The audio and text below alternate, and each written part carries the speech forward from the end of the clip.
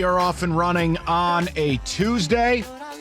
Got a lot of college football to get to today. We will get to Michigan State and the disaster that their season is turning into. Got to talk about Michigan. We'll do that in the 4 o'clock. The JJ report cards. The Savior finally started.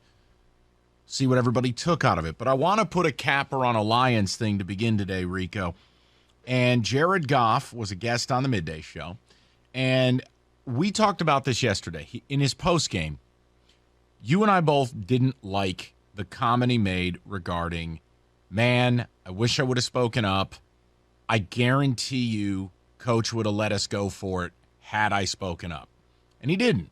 I didn't like that because I'm just a big believer. Your QB has to be an alpha. Your QB it has the cachet. And again, guy makes $30 million. Mm-hmm. And the only quarterbacks that don't make money either stink or are on their rookie deal and were drafted really high. Either way, you have the cachet. Right. So today, with Doug and Scott, he was asked the question, and I want you to listen to his response because while it's a lot of the same, there's a couple of details in here that are a little different, and I think it bothers me more. So I want to start the show with this. Then we get to Michigan State at 3. David, the audio.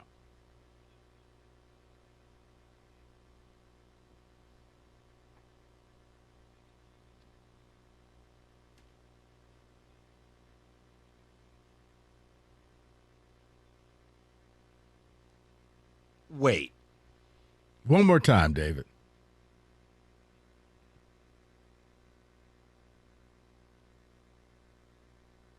You can stop right there. Stop right there. So let me get this straight. You're part of the install. The offense largely is tailored to what you do well. Jared, what throws do you like? You know how NFL meetings go with quarterbacks oftentimes? What throws are you most comfortable with this week? What part of this install do you like the most? Mm-hmm. What are the 15 best plays? Right. That, you know, like when we hear about, well, the team's on script. Who do you think is a part of that script? Mm-hmm. Jared Goff telling you he wish he had a better idea what he wanted to go to is the equivalent of me taking the air and telling you I wish I had a better idea what we wanted to effing talk about. Yeah. Here's the thing. Maybe this is why Dan Campbell didn't go to you. Maybe this is why that wasn't an option because you weren't ready. So, hey, I think we should go for it. Okay, Jared, what are we going to run? I don't know. I don't know. Ben, can you help a brother out? Like, you don't have that play. Like, hey, coach, we can run play XYZ and we can pick this first down up. This guy is he's going to beat his man, and I can just wait for him to come back for the ball. Nobody's had a bird's eye view of the down and distance and the reaction and coverages the defense has been showing you both pre-snap and post-snap than the quarterback. Right. Meaning, by the end of the game, if you don't have something you want to go to based on that down, right, then you've either been floating through space or you're not paying attention. So okay. I want to ask this question, and I think it worked well yesterday because we asked it. I know many of you might find what I'm saying to be unfair. Happy to have the criticism, whatever you like. But guys, Jared Goff's playing pretty good football, and Jared Goff makes pretty good money. It's bad enough you didn't go to the coach, and you didn't demand to go for it because that's just what quarterbacks do. I think I'm with Rico on this. It's even worse if he didn't do it because he just didn't really know what he would want to run anyways. What the hell are we doing here? Yeah. You're paid to know what to run. You're paid to have an idea. Hey, they've been doing A, B, and C. I think we can pop this. This guy's injured, coach. He's not the same as he was at the beginning of the game. He's hobbled. Let's take advantage of that guy. Or we showed him this look earlier. He bit. Run the counter on this. Right. He bit hard on this play. If we do it again, he's going to bite again. We go over the top. We score a touchdown. We end this thing. Or we get the first down and we do whatever. But the fact that you come in saying, well, I really didn't have a play, but, you know. I'm very bothered. And I want to know whether I'm being unfair. Jared, stop talking. Because each day you're not making this any better. Yesterday was bad because it seemed like you had a plan. You didn't want to step up. Well, maybe this is why nobody was listening to you if you would have said something because, okay, so what are we doing? Stuff. Football. 248. Yeah, what's coming up on the show? We're talking sports. And things. And stuff. 248-539-9797. I want to know where you're at with it. This is your quarterback. This is the highest paid guy in the team. This is a guy who, this is really a season where he's in the process of reclaiming his career. And yet, post-game yesterday goes, if I would have spoken up, Coach would have trusted me, but I didn't. Then today adds to that with Doug and Scott. Yeah, if I had a better idea what play to run. What? What? Yeah. And maybe it's just me and you being naive because I just always assume that every quarterback has 4 or 5 plays. Yeah, that's not naive. No. You're not. When you're on the goal line, if you, in case you got an audible out of a play, you got to play in your back pocket like, okay, you know what? This works. This defense is set up perfectly. Change the play. Scrap that. We're going to run Every this. quarterback goes to the line of scrimmage with check with me, sight adjustments, auto checks, auto kills. It's all there. You know what, Rico? I'm not even going to sit there with the maybe word. No, we're not being anything other than real. For an NFL quarterback who's been to a Super Bowl, who's been in the league over 5 seasons, and who's been in this system now for a second season, if you mean to tell me you don't know specifically a play or collection of plays and concepts that you want to run in that moment, then we don't have the right guy. I'll just say it. I don't care.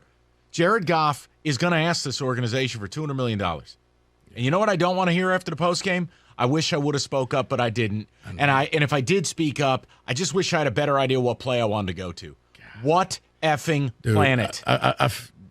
Hey, David, I feel like Tyra Banks. Jared, I was rooting for you. I wanted you to succeed. I thought you could be the quarterback here. And then you did this. Yeah, see, I'm glad you said that. What else Tyra Banks got to do with this? What am I missing? It was on her show when she went off on one of the contestants. It was like, I was rooting for you the whole time, and you let me down. What show did she host? You got to start watching other TV, Mike. Yeah, it was years. It was years ago. If you want the football content that I deliver, okay. I do not need to watch such programs. Do you notice I didn't say Mike? I said David. Oh. And David understood. I didn't include you in that conversation. I wasn't invited to the cookout. Because I knew you would sit there and give me that look like, what are we talking about? Was that on the Manning cast? No, it was not on the Manning cast. But to your point, though, Rico, people are texting you because you've been saying that Jared Goff is the guy here. Jared Goff is it, and they're calling you out. And that's why I'm saying I feel like Tyra Banks. I was rooting for you, Jared. I thought you could do this, Jared, and you let me down. All right, can I at least see what I'll audio? Pull it up. I would like to really see this so I get to partake in the fun. 248-539-9797. I'm bothered by it. And that doesn't mean I want to throw Jared Goff in a garbage can. It doesn't mean I don't believe the kid can play. But, I think I have a right to be bothered by his remarks. I think I have a right to question them. Yeah, again, in the postgame. David, do you have the postgame commentary for the people who didn't hear yesterday's show? I'd love to play this. And then we can stack it with what Doug and Scott asked him. And you hear. That's a double yikes for me. It is. Here's the postgame regarding he wished he would have spoke up because he guarantees Campbell would have listened.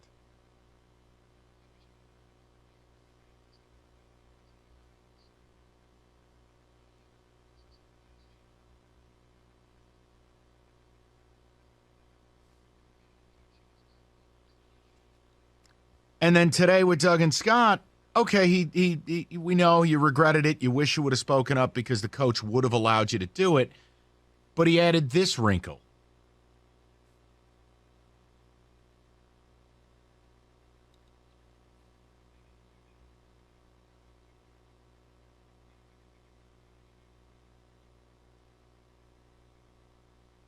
Yeah, right. That's great. And if it were raining out, it'd be wet outside. But it's not, so it isn't. 248-539-9797. If you think it's an overreaction or if you think we're being unfair, that's cool. I get it.